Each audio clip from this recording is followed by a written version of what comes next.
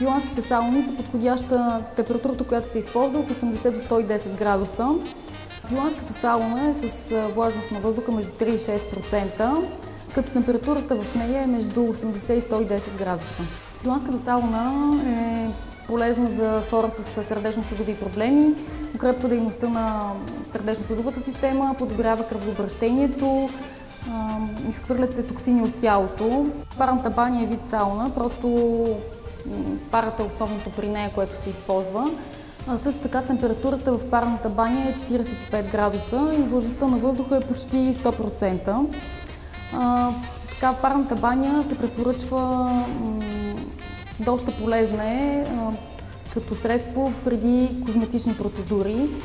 Много добре отваря порите на кожата и козметичните продукти се усвояват доста добре.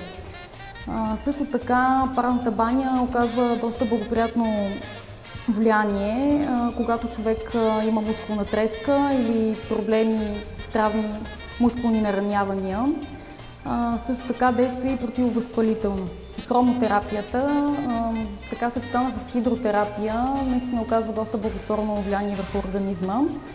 Така че препоръчваме след използването на парна баня да се пустят джакузи или басейн. Така влиянието ще бъде усилено на процедурата.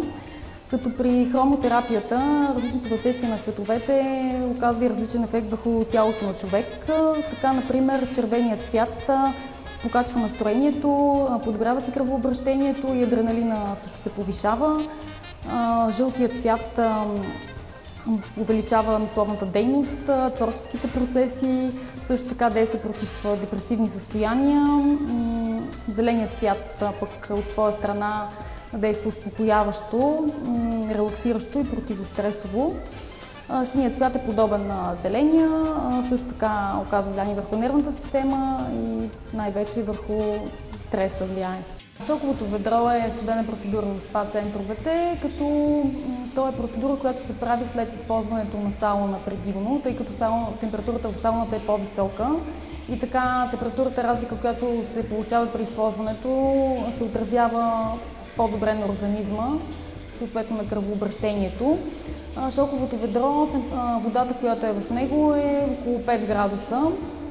Излива се изведнъж, когато човек излезе от сауната и има изключително релаксиращ и добре въздействащ върху тялото тонизиращ ефект. Шоковият басейн, въздействието му е почти същото като на шоковото ведро. Просто тук може по-постепенно да се влезе в него или да се скочи изведнъж, кой както предпочита. Водата в него също е около 5 градуса и се препоръчва при използване на сауна около 80 градуса.